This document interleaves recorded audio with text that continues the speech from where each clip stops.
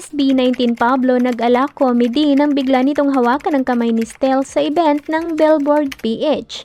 Masaya ngang inanunsyo ng Mahalima ngayong araw sa kanilang official account ang kanilang pagdating sa event ng Billboard PH. Sa caption sa post ng SB19, ibinahagi nila ang kanilang pagkatuwa na maging bahagi sila ng nasabing event. Saad sa caption, touchdown at the Billboard PH launch.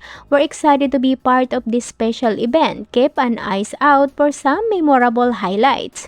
Masayang-masaya naman ang lahat dahil sa bagong blessing na ito na natanggap ng kani-kanilang mga bias.